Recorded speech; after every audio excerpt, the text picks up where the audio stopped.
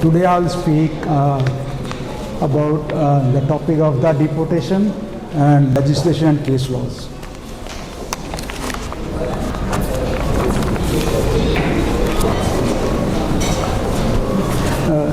Should I start?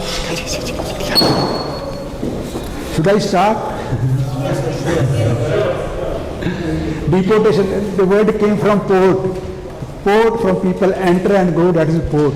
When fix upon a deport to leave the country, this country, this is deport. In simple terms, the action of deporting a foreigner migrant from the host country. In usual term, if you are in New Zealand after your visa expired or cancelled, you become unlawful in New Zealand, you are therefore liable to be deportation. Then I will start from the deportation liability notice. A liability notice from the Immigration New Zealand informed that you may be deported from New Zealand.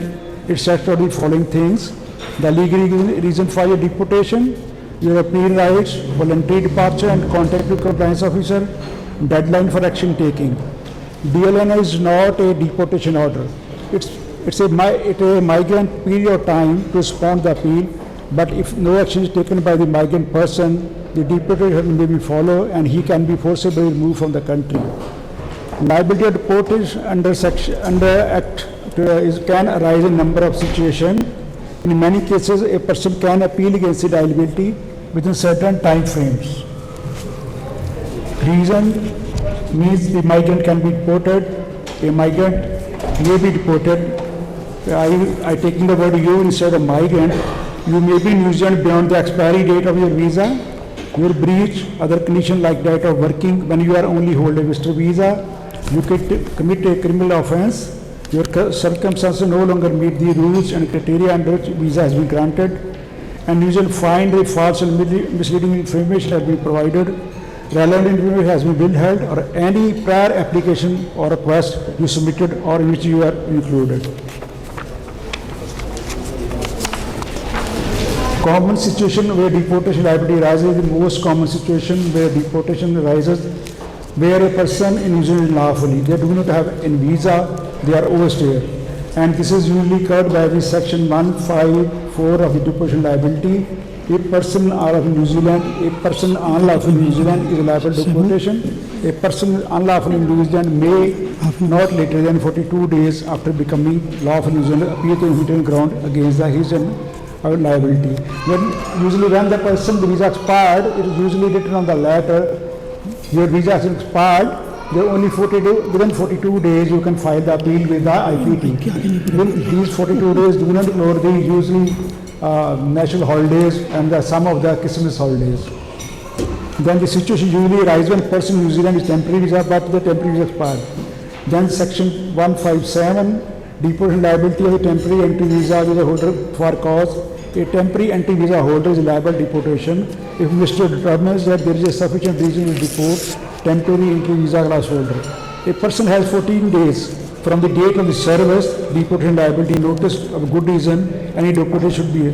When a person issued notice under 157, he has 14 days in which he can explain to the compliance officer why I don't want to leave this country. In addition to visitor visa holders, there are work and student visa holder may be liable for the deportation under section 957. This arises if there is sufficient reason to deport. The reason also include breach of visa condition like employment came to an end, person did not inform the NZFIP, partnership broken, sport done by the partner, study left in between that he did not complete. Other matter-related character, apart from breach of visa condition, criminal offending and concealment of information are other reasons for the issues of DLN. The client has right. The client has right to New Zealand within 14 days service of DLN to show why there might be a good reason not to deport. But the chances of reversal of the decision to deport are always nearly less than negative, but favorable outcome cannot be denied. Solution for temporary visa holder. Section 51 request. Provided a person has not been yet served with the deportation order, he can request the under section 61 to convince the Immigration New Zealand why they want to be lawful in New Zealand. Success rate is about only 30%. A deportation liability notice when yet to be known, he can proceed with section 61. or appeal with the IPT on the humanitarian grounds. I am citing the recent cases where the person has the deportation order is cancelled. The one case is FT Tonga versus Chief of Executive. The appellant has a kidney disease, but dialysis facility is not available in Tonga, so he cannot go back. Deportation has been cancelled. Then other case I'm citing the EU Bangladesh versus Chief Executive of MBI. A person had paid the employer $25,000 for the job. He has no work, be the work visa, but immigration IPT under special under section 261, he is granted the visa for the 10 weeks, so he can work and recover the money as possible and follow his case with the employment authority for the recovery of the money from the employer. Then in case in the case of Billion versus Chief Executive of NBE, during relationship with a partner, child was born, the best interest of the child by deportation revoked, the visa was granted. Keeping with the best interest of the child under the UN Convention on the Right of the Child, the person under deportation notice has been granted visa so that he can look after his child. Then covering duty of section 61, we can file the section 61 request during the pendency of appeal if there is a relevant information. Even after the decline of IPD appeal, you can file the section 61 application if there is special circumstances. Especially there is a defense of impossibility available to the person. Suppose there is a civil war and crime in some country, and the person suppose came from Palestine, person came from Iran, person from Iraq. They have political differences. If they have visa expired, they can file the request in 61 for the regular registration because they cannot go back to their country because of the condition in the country.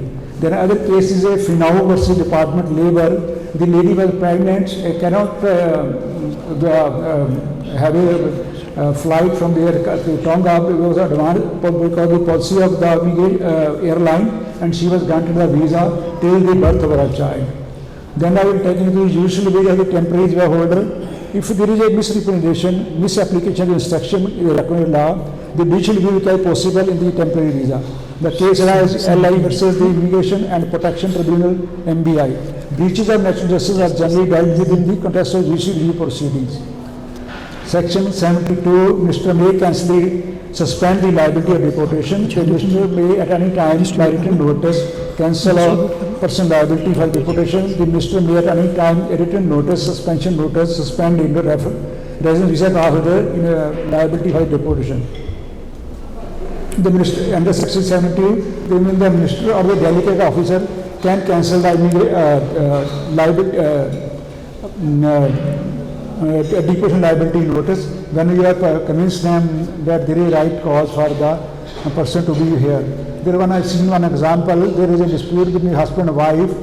The husband was taking a drug like that. He reported to the immigration that my husband is not living with me, creating problem. The immigration issued a liability notice. But after when the wife told the compliance officer, there is a patch up between us that my husband is likely to look after and leave the habit of drugs, and the deportation of notice was cancelled. He was allowed to live with his wife.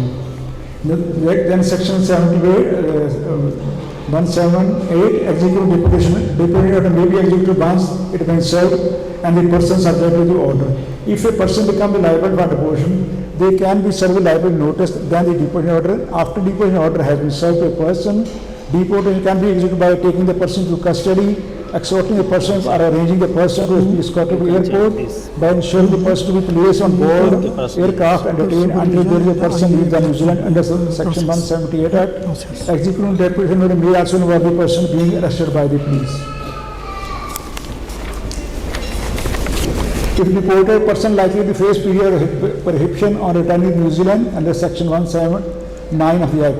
Deported person may now enter the New Zealand during the period of prohibition of the entry. A person of 18 years of age or over may be deported from New Zealand, may not return to New Zealand to be granted visa and entry permission during the period of prohibition or entry applies to the person first on the table. Then I will take in the matter with the 5-country conference. If a person A person's ability to apply for visa to countries like Australia, Canada and United States can be also adversely affected being deported from New Zealand. If a person is deported from New Zealand, he can face problems if they apply for visa of Australia, Canada, United States and the United Kingdom. For example, a New Zealand person deported from any time from country subject to exclusion of Section 15 of the Act, preventing them from being granted any visa at all unless granted special direction by the delegated senior officer official or the Minister of Immigration. The chances of approval are much less, so such situation cannot be taken so lightly. Can a residence visa holder subject to deportation? The answer is yes, but he or she can apply for do something to prevent it from happening. The most common situation where the residence visa holder becomes liable for deportation, where the person sees a criminal conviction. What criminal conviction can make you liable for deportation if you hold a residence visa? Section 161 of Immigration 2009 states that the temporary or residence visa holder is liable for deportation if or she is convicted in New Zealand or elsewhere. Any offence in which the court has power to impose imprisonment of term 3 months or more, the offence can be committed at any time. Where a person has been lawfully in New Zealand, when a person holds a temporary visa, not later than 2 years after person must have their residence visa present. The most cases come usually within a period of 2 years, person usually got with drink driving. When they called like drink driving, they got the notice from the Immigration from Wellington with a questionnaire, why should not be deported. The questionnaire contained about 10 or 15 questions. Then the person all reply all the questions that go to the resident officer. The officer put the senior officer. With the discretion of the senior officer, he may suspend the deportation liability for 2 years and under which the person they look after the honest. But if the situation is very serious, they can issue that deportation notice, deportation liability notice. In an offence for which a court has power to impose punishment for a term of 2 years, if the offence is committed not later than 5 years after the person has held a residence visa, or an offence or sentence of imprisonment of 5 years or more if the offence was committed not later than 10 years after the person has scheduled residence class visa. The most common scenario where the person receives a conviction about driving over the breach or a blood record not later than 2 years after the person held a first residence visa. Because the person committed offence can be sentenced to a term of 3 months if falls under section AB of not than 2 years and person held a residence visa of the offence in which the court has power to impose in 2 years the offence committed not later than 5 years for the person of first residence visa. The resident visa become liable for deportation. A recent case of Indian resident charged with offence of rape and bodily harm to her wife and sentenced 70 years and 10 minutes. DLA and common process resident. IN resolution branch in Wellington will send a letter to the convicted person starting their consideration of being given, serving them with a deportation level notice and inviting comment of why the person of notice should not proceed. It contains a list of questions to respond. The client advisors usually got certain email from the analyst or the liability notice. Client have to explain the circumstances show that deportation from the New Zealand would be disproportionate outcome of the gravity of the criminal conviction. Once the comment has been received and the resolution branch will provide a file and briefing note for the senior immigration official, in some cases the Minister or Assistant Minister of Immigration, to review and decide whether to issue the deportation liability notice, issue a deportation liability notice but they cancel liability notice, issue a liability notice but then suspend the deportation for a specific period of time. Where deportation liability is suspended, it is usually suspended 2 to 5 years, subject to the person receiving no further criminal conviction during this period. If a person does receive a further criminal conviction, they may be served with a deportation liability notice again and process one will start again. But if the inviting comment is still properly handled, convincing submissions are made, there is a good chance result can be deportation liability being cancelled. Most probably it is suspended with the conditions. I've seen one two cases when the person got a questionnaire from immigration, the immigration advisor should prepare her case for that if he is deported to India, his livelihood is very pitiable. He don't have any job there. He has already settled here. He has a wife, he has children. If he is deported, the liability of deportation is much less to his criminal liability. Common causes. The most common situation where cases and court exemption we took steps were taken through the counselling and attending the relevant seminar program for control, letter of reference being lawful person, IRD and gainful employment in New Zealand, the rupture of family setup, significant concern, the client are being deported, he would be away from his family and sport, unemployment rate is very high in the home country, and situation of the crime in the home country, client life prospect would be severely limited, he would be forced to return to home country, so this punishment would be disproportionate to the gravity of the offence that he has committed. Future behavior and spectral law. The more repeated person action through unwillingness to commit to good behavior and more serious offence, then the less likely the decision maker will cancel and suspend the deportation liability. If deportation liability was served to the resident visa holder and acquitted of criminal conviction, the person has 28 days to file the appeal to immigration and person tribunal against the liability notice, either on facts or on humanitarian ground. An appeal of facts about the reason why the person held liable for the deportation. For example, applicant did not breach the condition of the residence visa, usually under Section 49 of the Immigration Act, client has not provided false or misleading information to the immigration authority. An appeal to the human ground involves the demonstrating tribunal that the applicant has exceptional humanitarian circumstances and made it unjust and unduly hard for them to be deported, and it is contrary to the public interest to the person to remain in New Zealand.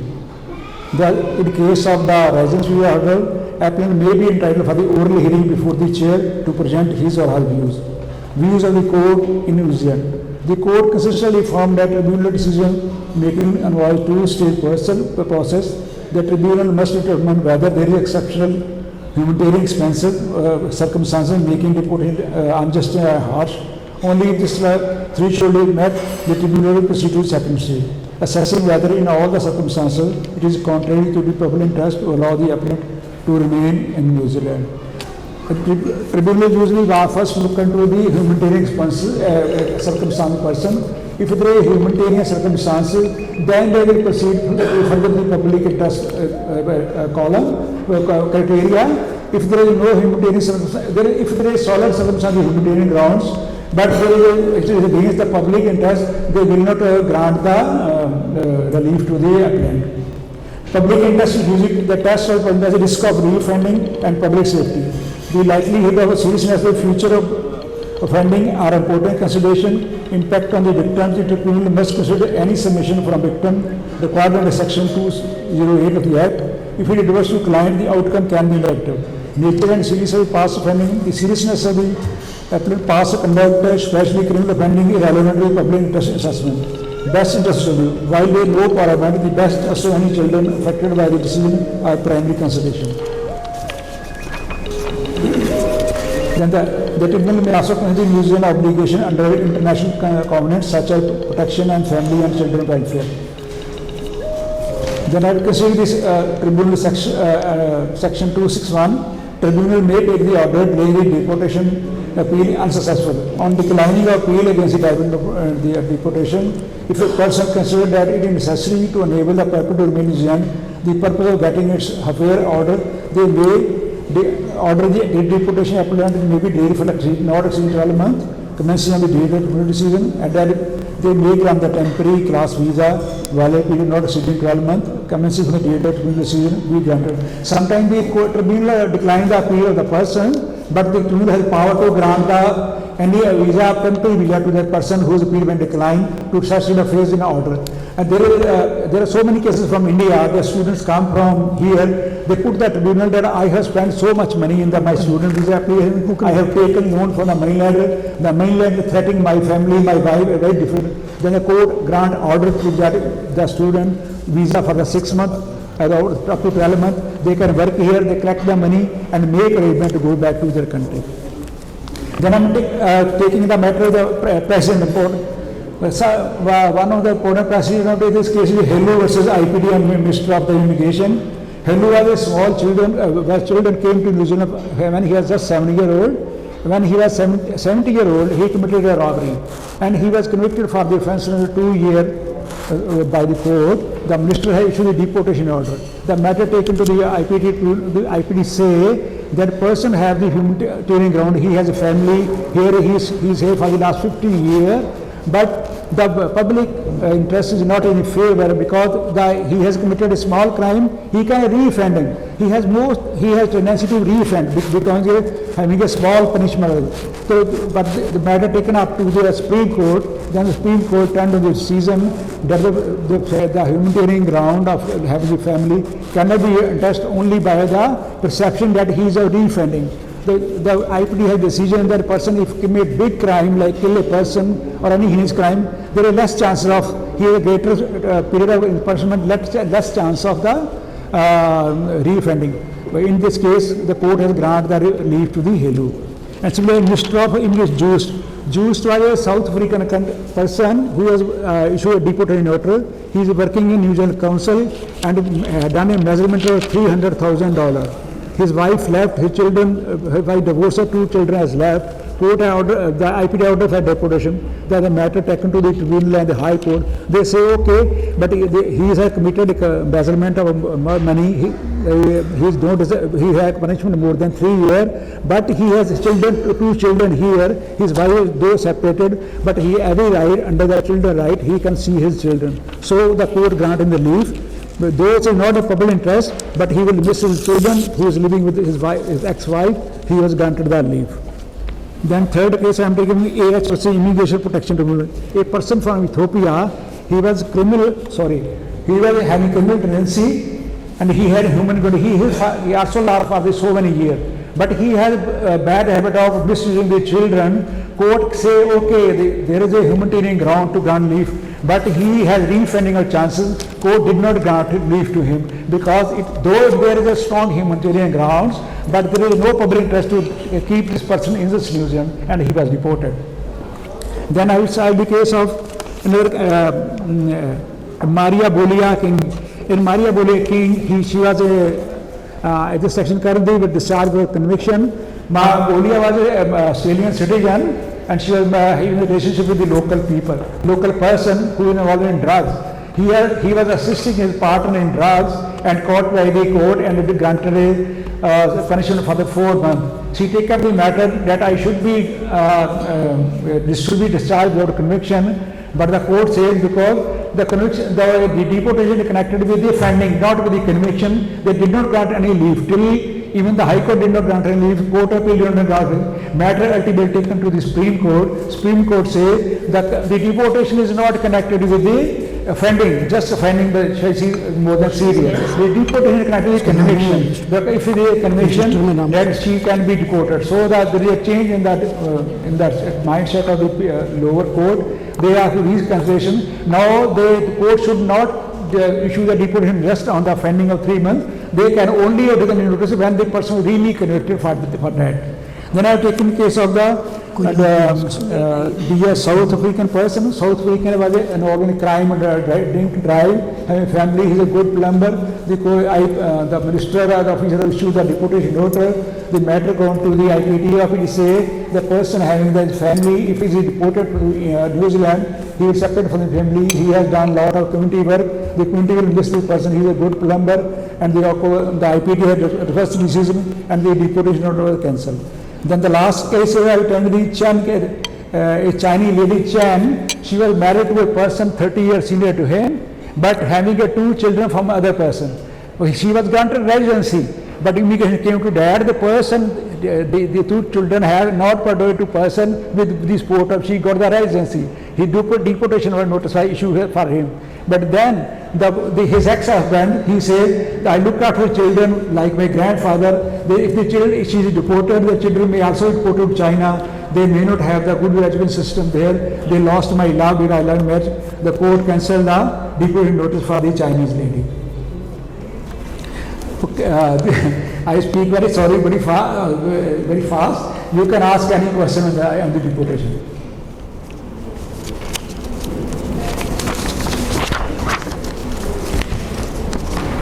The next year there will be year deportation.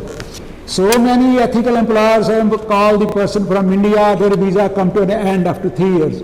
So many people run away, close their business and run away. I have a 1 truck, I don't need a 6 driver.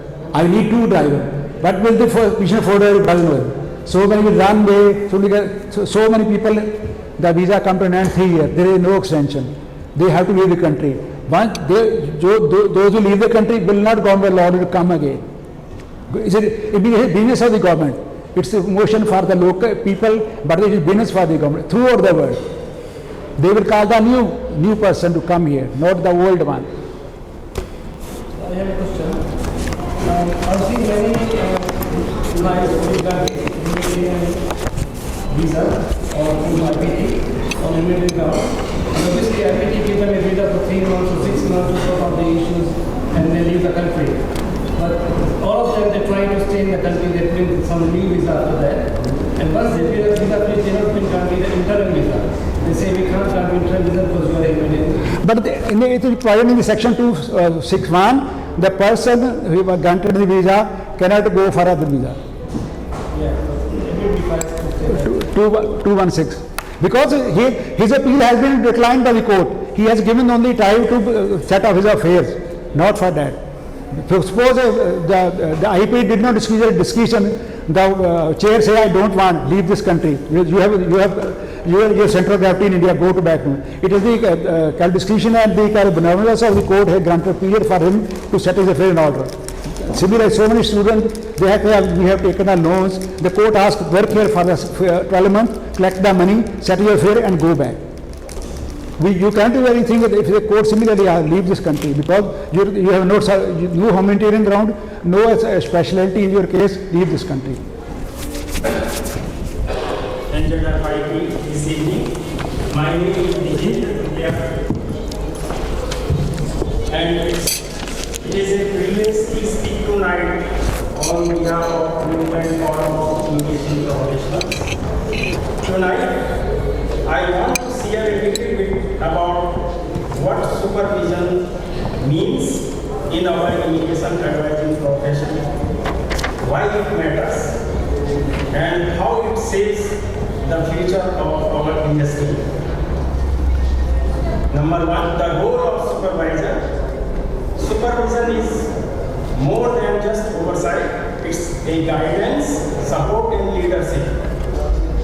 As supervisor, we have new provisional license holders settled into the profession, guide them to work ethically, responsibly and competently.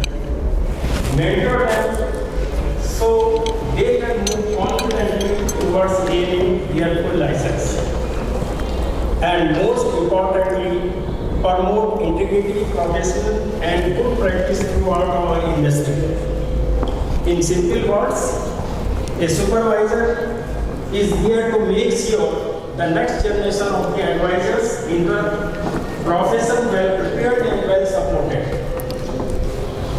Number two, my experience as a supervisor, I have been privileged to serve as a supervisor for over 7 years now. During this time, I have supervised more than 15 provisional advisors. And I am proud that every one of them successfully went on to obtain their full license. Guiding their advisors, these advisors has not only strengthened their confidence and capability, it has also strengthened the immigration advisor profession as a whole. I have taken extra mileage to help the provisional advisors in different time zones, including South Africa, India, and different parts of the world. Of course, India and other countries also, and New Zealand also. When I was supervising online at the time difference of 7.5 hours from India, time difference 12 hours from South Africa. It was really a great challenge for us to manage the time. Late night and early morning here. Something late night for me, early morning for them. But really, it is really very helpful for the new comers who are offshore, especially offshore.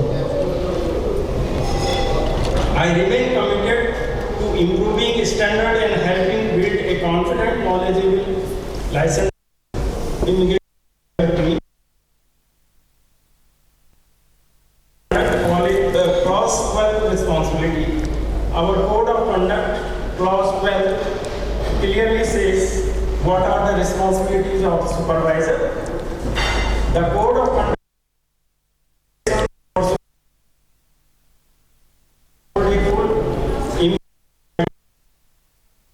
charge fees that are fair and reasonable, follow the IA approved supervision agreement, and protect the confidentiality of the client at all the times.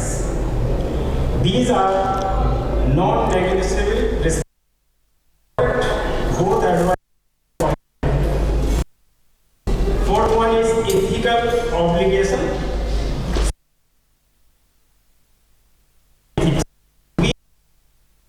Interest, especially personal one, yeah, where we are friendly to each other, or boss, supervisor,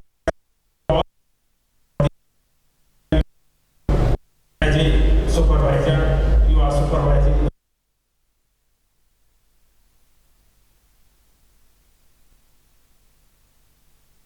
It was a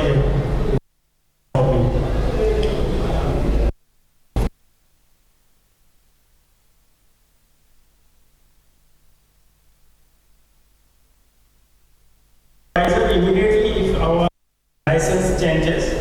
For example, if it expires or is suspended, and provide honest, consistent, and transparent supervision. Ethical foundation of profession.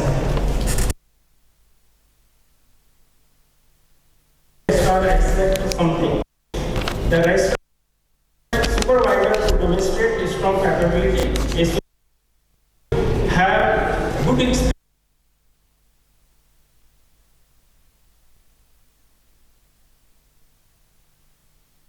Supervision skills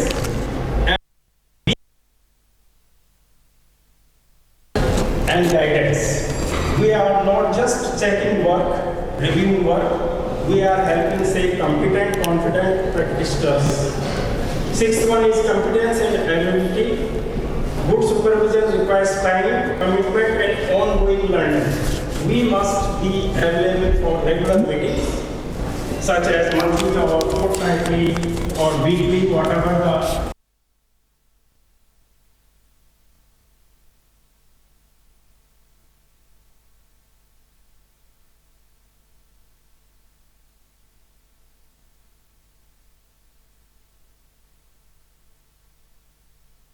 professionals. Supervision is a continuous relationship, not a one-off task. I repeat.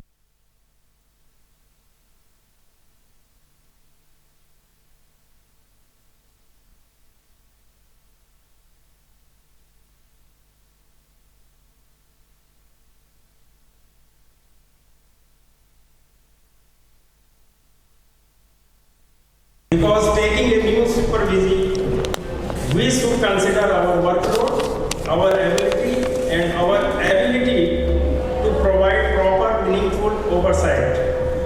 Good. Eighth one, matters. Supervision plays a powerful role in building the future of our industry. It produces skills, confident advisor, strengthen public trust in immigration services, and ensure high ethical and professional standard, and help new advisor transition smoothly to full license level. Strong supervision means a strong immigration system for everyone, including client, advisors, and wider community. So, closing message from my side, I am proud to contribute to this profession through supervision, mentoring, and supporting new advisors. Together, we are shaping a future where immigration advice in New Zealand remains ethical, competent, and trusted. Thank you, and enjoy the rest of your evening. Thank you. Thank you for listening. My name is Kamlesh Rana, and I'm proudly based in Auckland and lived in Auckland for 40 years. and have dedicated my life serving community in many capacities. I have been a Justice of Peace for almost 30 years, a licensed immigration advisor, a marriage celebrant, and have worked closely with lawyers, government department, and migrant communities. My experience includes working with 3 departments: Department of Social Welfare, Income Support, and Work and Income, together with ACC.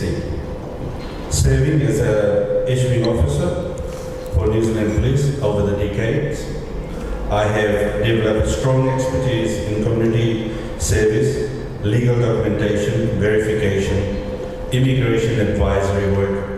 My passion helping people continue to guide them every day. And I'm equally passionate about singing and my music, which is my life now. The purpose of this presentation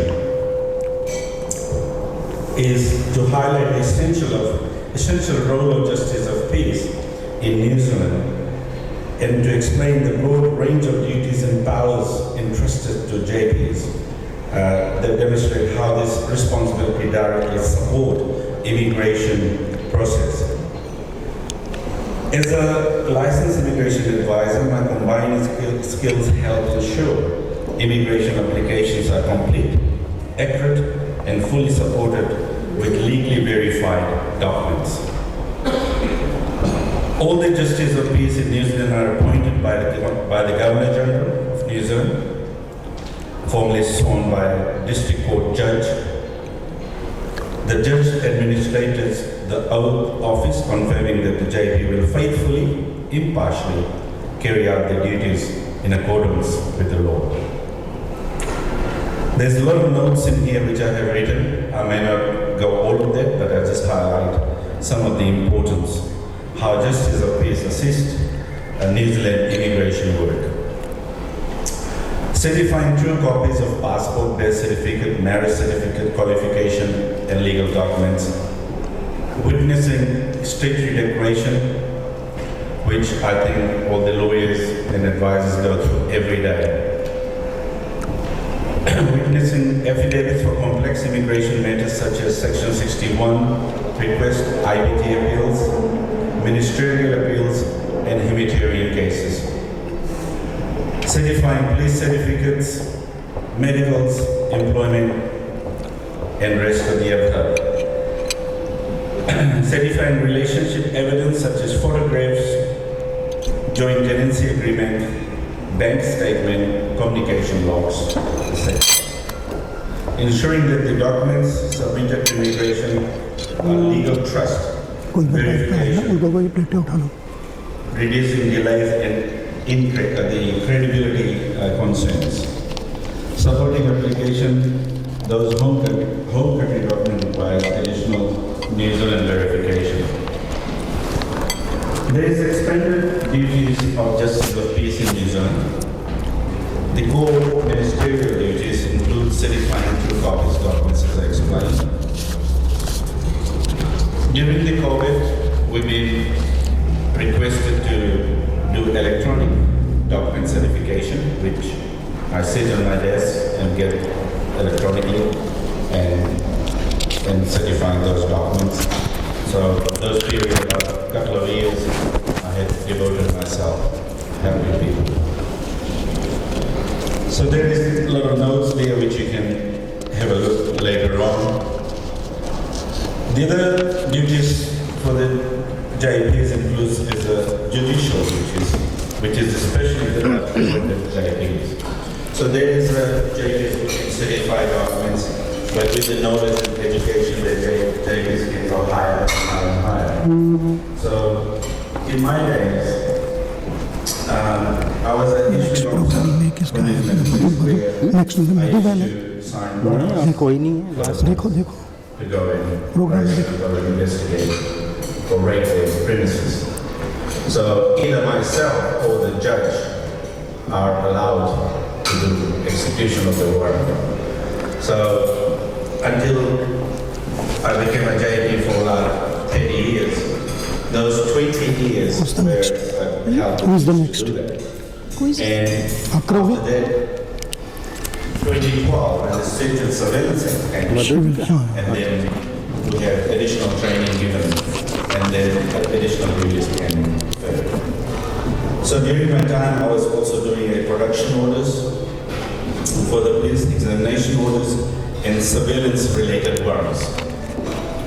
Authorizing telecommunication warrants for investigation purposes, hearing prison disciplinary matters as the visiting judge, as justice, reviewing and issuing segregation orders with correction facilities. I still liaise with my work. Addition to what I do is I'm also an independent witness on the mental health, which includes that I go to women's prison, men's prison, and oversee that the district officers or the DOs or nurses and doctors, that they explain the patients correctly, and I oversee them, and this is another additional duty that the government appointed me to do. Reviewing the issuing I've done that. Handling prisoners' appeals, complaints regarding treatment and privilege, which I'm doing at the moment. Supporting judicial process, relieving pressure on court system through specialized JP appointments. The next topic is community and legal support functions, providing free JP service in New Zealand is a free service to the community, and we're not allowed to charge any fee. So this is a voluntary service, which is college से आए representative all the JPs helping the country for many, many years. Supporting, assisting people applying for the government programs, benefits, financial. There's a lot of variety of work which consists of, as a JP, helping the community. Between us, I think Yoga is also JP, and he's knowing his time and spend, and the hours he spent in the community. The next topic is powers of the Justice of Peace in New Zealand. We have authority under the Auckland Declaration Act, which I think every statutory declaration contains that. The Oath and Declaration Act 1957, where we take oath, affidavit, affirmation, and declarations. Powers under the Justice of Peace Act, which is 1957, to perform both ministerial and judicial duties. Trained JPs who can do judicial duties, which we can. There's a fair college का status. पूरा नाम की है पूरा नाम की college पूरा नाम You can sit on the bench and report and यही नाम है to the president ATMC college 3 months. सब तुसी ਇਹਨਾਂ ਦੇ ਮਾਰਕੀਟਿੰਗ ਮੈਨੇਜਰ ਹੋ register Powers under the Immigration Profesisonals Act 2011, issuing the warrants, orders, which I have already been through, appointed as issuing officers. Authority of the Correction Act 2004, to judge the prisoner disciplinary hearing and a visiting judge, which I've been through. Recognized under the New Zealand law to certify document for official and legal use. Ability to act as impartial and trusted public officer, facilitating justice in an administrative.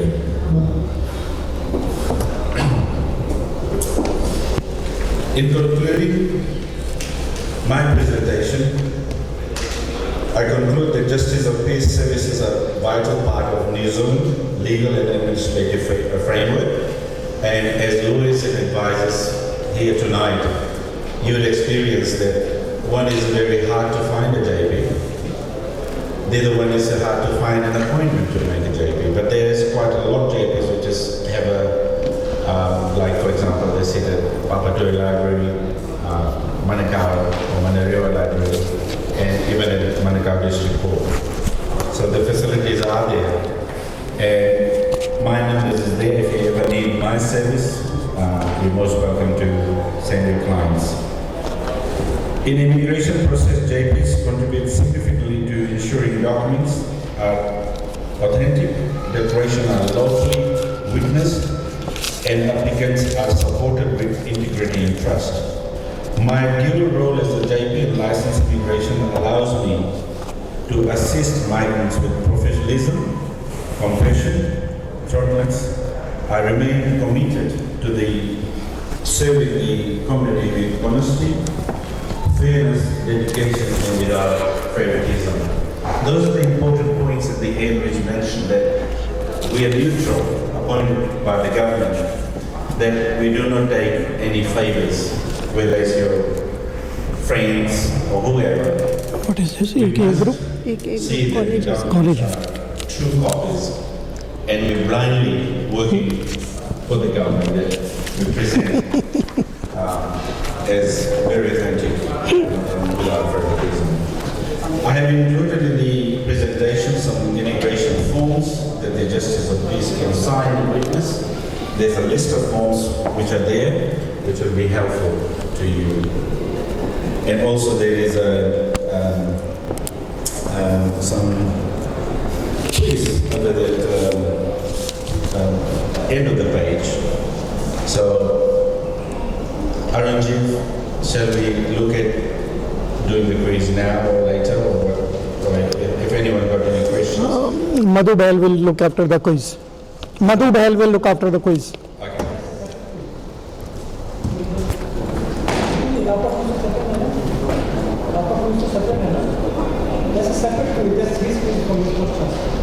Okay, just quickly go through this, okay? There is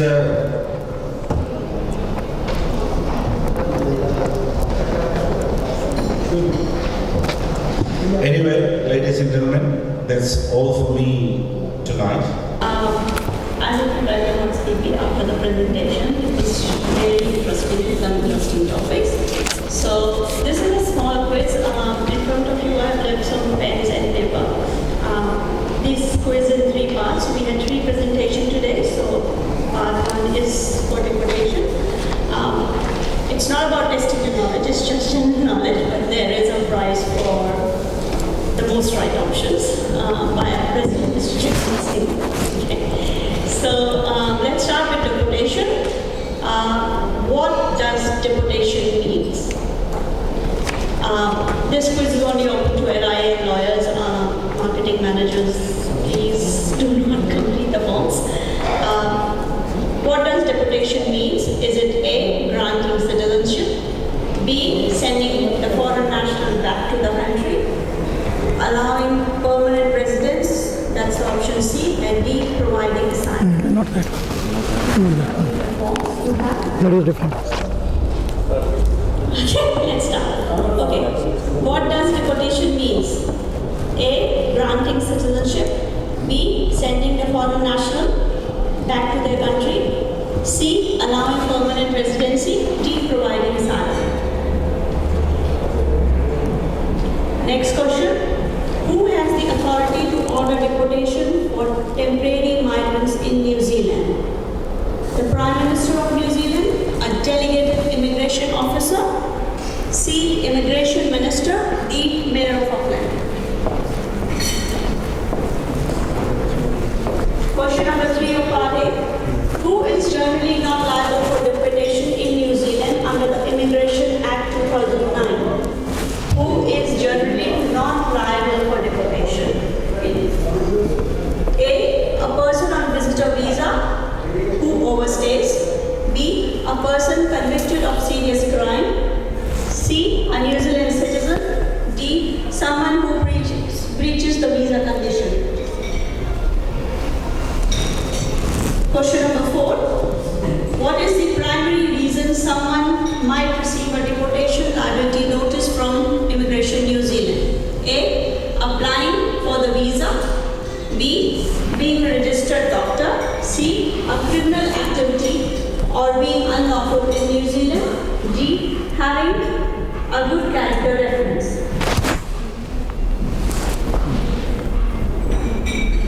Question number 5 of part A. What does a person deported from New Zealand often have to do? A, pay for their own flight back to New Zealand. B, repay their deportation cost to the government. C, attend mandatory cultural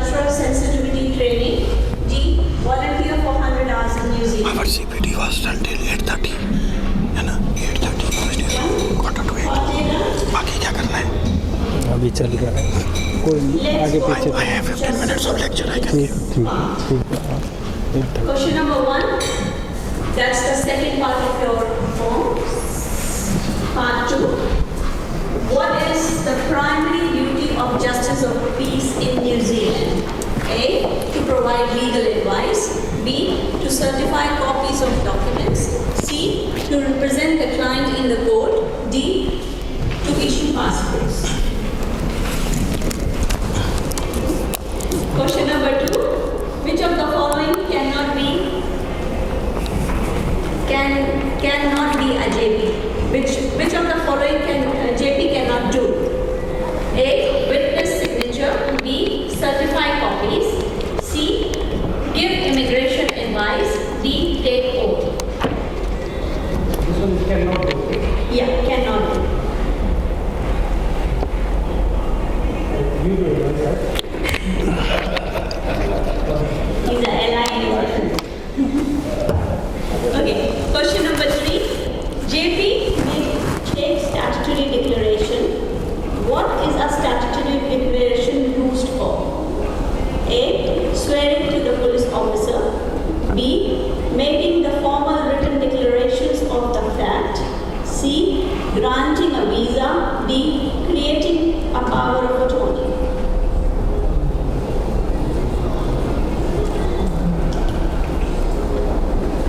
Question number 4. Which identification requirement is important when taking an affidavit or declaration? A, checking a person's tax number. B, verifying a person's identity. C, ensuring the person has a witness. D, confirming the person has a lawyer.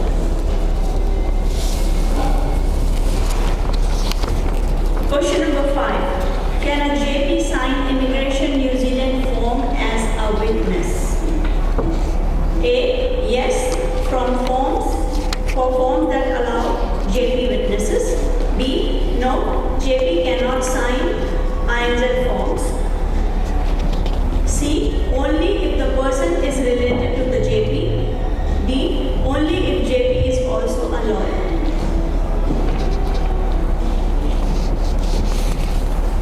Now comes the part C of the quiz, which is supervision responsibilities for licensed immigration advisors.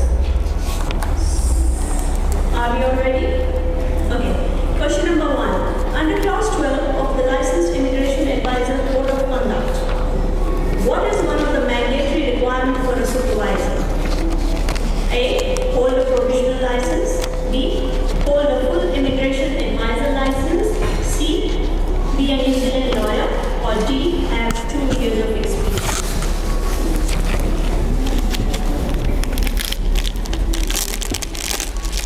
Question number 2. Which one of the registrar exceptions for someone acting as a supervisor? A, they must work for INZ. B, they must have a management or supervision skill. C, they must supervise for at least 10 provisional advisors. D, they must be a lawyer. They must be a lawyer.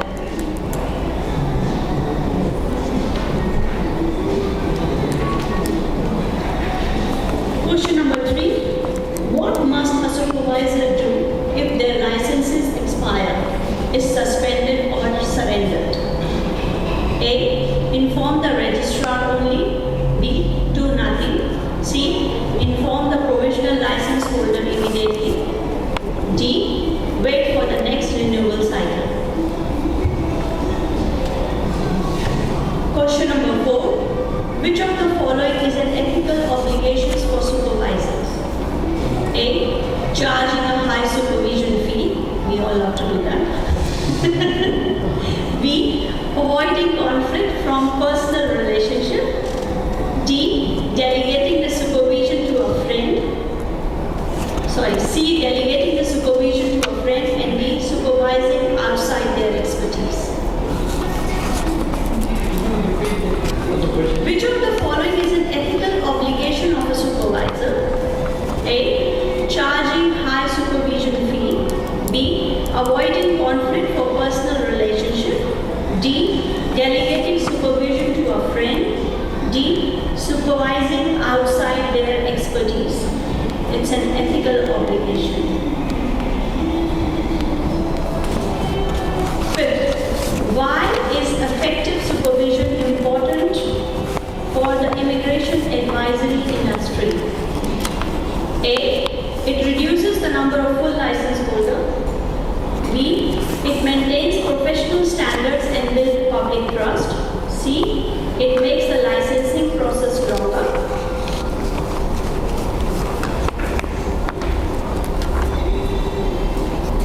Or D. It requires only for marketing purpose. That's the end of the quiz. If you have completed the form, please put your name on it. Last one. Why is effective supervision important for the immigration advisory industry? A. It reduces the number of full license holders. B. It maintains professional standard and builds public trust. C. It makes the licensing process longer. D. It required only for marketing purpose. Most of them are common sense questions. I will seek your attention, please. So I want to speak briefly about three things: acknowledgement, challenge, and community. So first, acknowledgement. Today we are all in a gathering filled with problem solvers, navigators, and sometimes surgeons of the immigration files client brings to us. Your work is far more than forms and policy clauses. You are the guides for families hoping to reunite, for skilled professionals seeking to contribute by their hard work, for entrepreneurs bringing their vision to our shores, and for individuals seeking safety and a new beginning in this country. You translate complex legislation into human possibility. You carry the heavy responsibility of your clients' dreams and anxiety. You are their advocate, their strategist, and often their first friend in Aotearoa. The positive impact you have on individual lives and on our communities, on individual lives, and on the economic and social fabric of New Zealand is immeasurable. I take this opportunity to acknowledge the professionalism, the expertise, and the profound empathy that defines this august gathering. It won't be an overstatement if I say that immigration industry, and indeed New Zealand, is stronger because of you. This brings me to the second point, challenge. We all know the landscape is not easy. As I have just discussed, the country is reeling under deep recession, which has been continuing for some time. The regulatory environment evolves, operational challenges arise, and the public discourse can be complex. Operating in isolation can amplify these challenges. The question is, how do we not just navigate these waters, but shape them? How do we elevate our profession, ensure our collective voice is heard, and support each other in maintaining the highest standards? And now I will touch the third subject, which is community. Strength lies not in working alone, but in working together. This is why I am here today to call upon you to all to join New Zealand Forum for Immigration Professionals, in short NZFIP. NZFIP is not a regulatory body. Think of it as a professional home. It is a collaborative space built by professionals for professionals. Our mission is simple: to connect, to support, and to advocate. As a member, you would gain a collective voice. We channel the insights and concerns of practitioners into constructive dialogue with key agencies like Immigration New Zealand, MBIE, and Immigration Advisors Authority. We will get you access to exclusive continuing professional development seminars, updates, and resources designed to specifically for nuanced realities we faced. A trusted community for peer-to-peer advice, New Zealand Forum for Immigration Advice, Immigration Professionals, we shared solutions and professional solidarity. It's a place to find a sounding board, not just a contact. An opportunity to actively contribute to thought leadership and best practice standards for our entire industry. By joining heads in the NZFIP, we move from being individual practitioners to being a unified profession. We enhance our credibility, our influence, and our capacity to do good for the community. I therefore extend invitation to all of you who haven't become member of this forum to become members. Membership forms are available on the registration counter. Let's explore together.